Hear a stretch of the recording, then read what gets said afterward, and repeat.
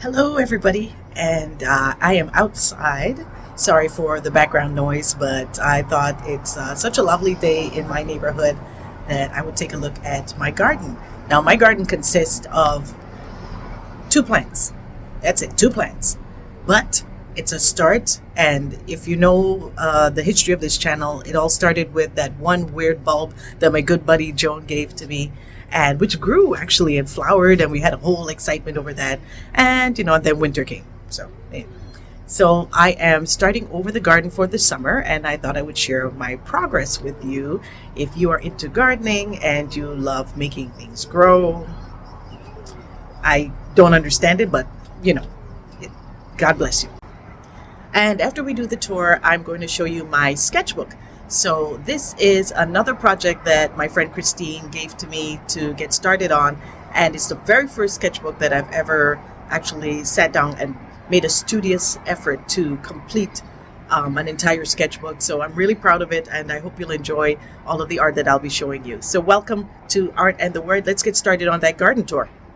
Oh, and if you're wondering, the reason I look so shiny is because I use coconut oil on my face.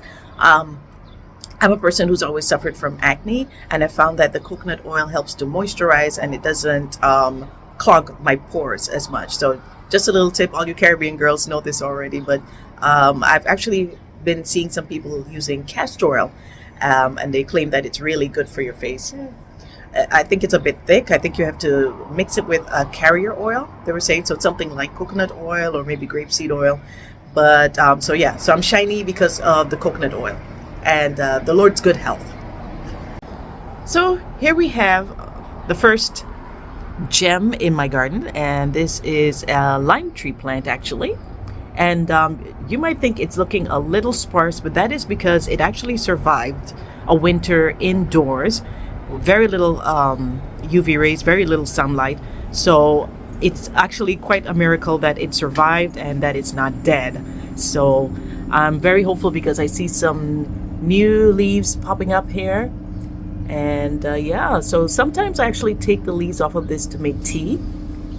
And it's quite nice. Yeah. So I'm hopeful that by the next time I do an update, it will be in full leaf. And because it doesn't look like this usually, but like I said, this is just the beginning of the season. It's still quite cold here. And this is our crowning jewel.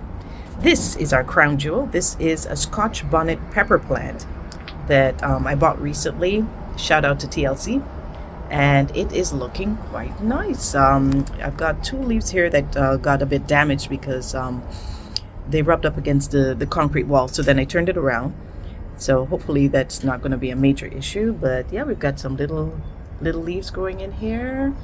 And I think I have to keep this warm, or at least at a warm temperature. So I do cover it over at night when it's, it seems like it's going to be a bit frosty. But so far so good, and new leaves.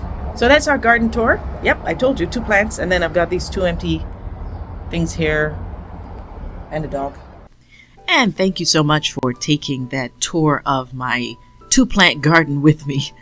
Welcome to Art and the Word, and it is now time for us to dive into our sketchbook tour. Now, this is a project that I had never done before, and I thought it would be interesting to give it a try. I've seen a lot of artists who do this sort of thing. So you just basically buy a sketchbook and start doodling in it and just letting your creativity go with the flow. So I was inspired by a few artists, and I'll throw up their names and handles here on YouTube so that you can go check them out too.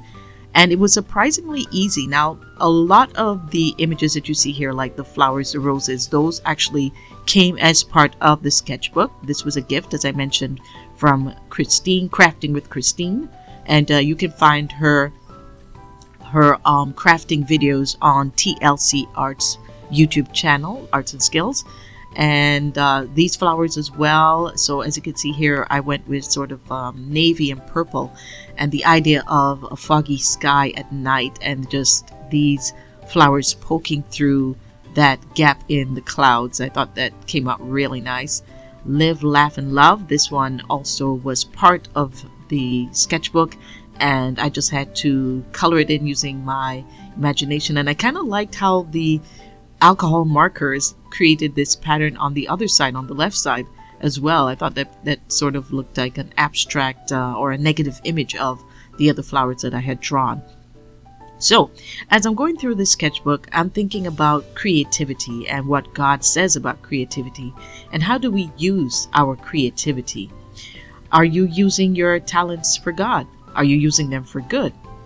Is what you're doing pure?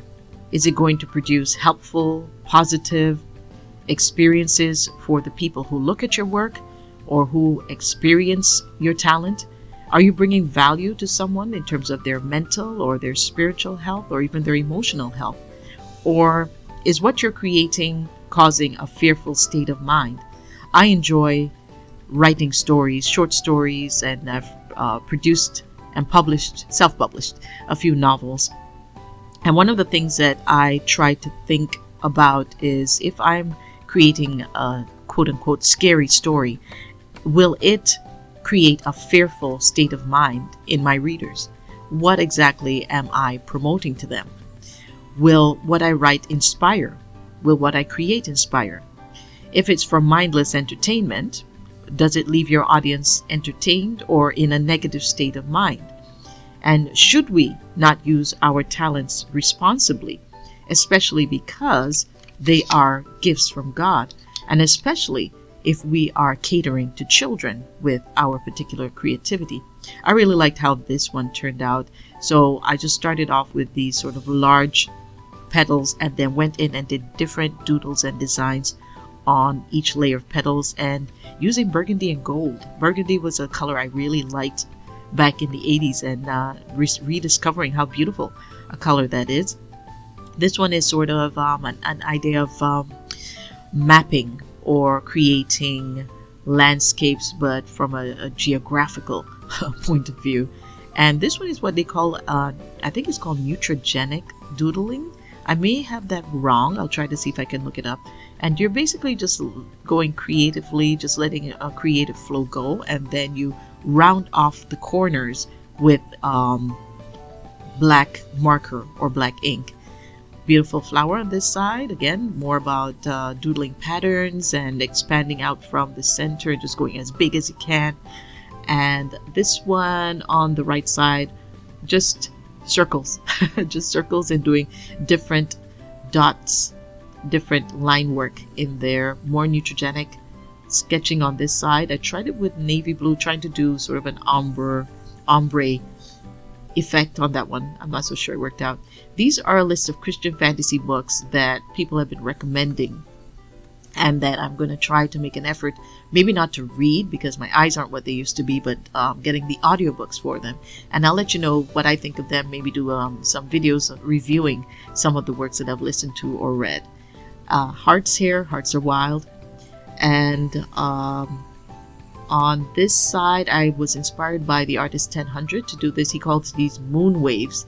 And again, it's about contouring land shapes and landscapes. And I thought that one came out pretty cool, actually. And there's the moon peeking over. This one I did as I listened to a sermon, and I was just struck by the concept of being under the cross, the shadow of the cross, and what it means as a Christian to follow Christ and to take up your cross. And again, this one was from another sermon by Pastor Sabrina Forrester. It talked about indestructible resilience, and I was thinking there about that, I think it's called kintsugi, the Japanese art of mending broken porcelain and pottery with gold and making something that is beautiful and stronger out of what could have been catastrophic. And that's what God does for us. Again, more doodling here, and just practicing flower shapes. Over here we've got peace beyond all understanding, joy unspeakable, and He is faithful.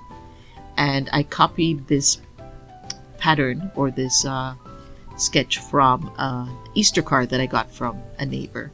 And I just decided to finish up the book with these sort of randomly used pattern. It didn't quite come out the way I wanted. It's metallic, but there we go. And that's it. That's it for our sketchbook tour. Thank you for joining me on Art and the Word for today. And I hope that you enjoyed the sketchbook tour. And remember, go grab one, be creative, and just doodle and just let the Lord inspire you. Let the Holy Spirit flow through you and create something beautiful for the kingdom. Be creative for the kingdom. And please do like, share, and subscribe. And we'll see you next time on Art and the Word.